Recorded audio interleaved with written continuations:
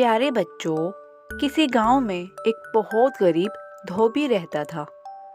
कपड़े धुलाई के साथ साथ उसे आसमान को करीब से देखने का बहुत शौक था। वो और उसकी बीवी रोज धोबी घाट पर कपड़े धोने जाते थे।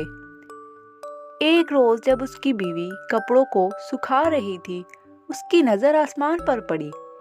क्या देखती है कि आसमान से एक हाथी उड़ता हुआ जमीन पर उतर रहा है। जैसे ही वो जमीन पर उतरा तो वो गायब हो गया। 2-3 रोज तक वो दोनों यूं ही हाथी को जमीन पर उतरता देखते रहे। उन्होंने फैसला किया कि वो कल उस हाथी पर नजर रखेंगे कि हाथी जमीन पर क्यों उतरता है और फिर गायब हो जाता है। आखिर ऐसा क्यों है? अगले दिन दोनों शिद्दत से उस हाथी का इंतजार करने लगे। आसमान पर बार बार नजर दौड़ाने लगे। आखिर को आसमान से हाथी जमीन पर उतरता नजर आ ही गया। दोनों उसके पीछे पीछे चल पड़े।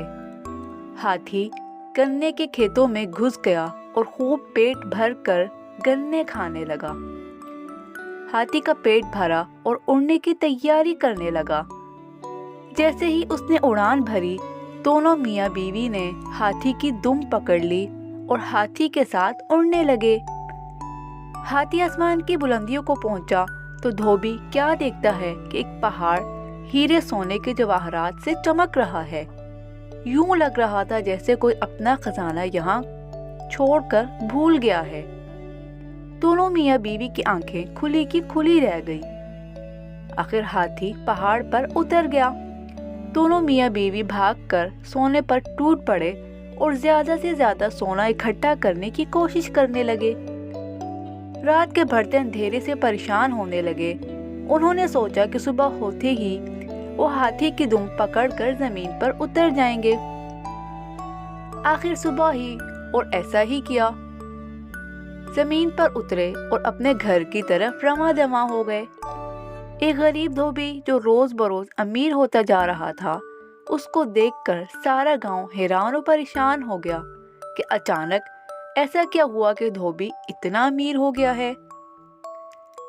गांव के लोग धोबी के पास आए और इसके यूं अचानक अमीर होने का राज पूछने लगे। धोबी ने उन्हें कुछ ना बताया। एक दिन धोबी किसी काम से शहर से बाहर निकल गया। इस बात का फायदा उठाते हुए उसकी हमसाई धोबन के पास आई और बातों बातों में खजाने का राज उगलवा लिया। रात को जब धोबी वापस आया, धोबन ने सारा माजरा बताया। धोबी को अपनी बीवी की हरकत पर बहुत गुस्सा आया, मगर अब बात हाथ से निकल चुकी थी।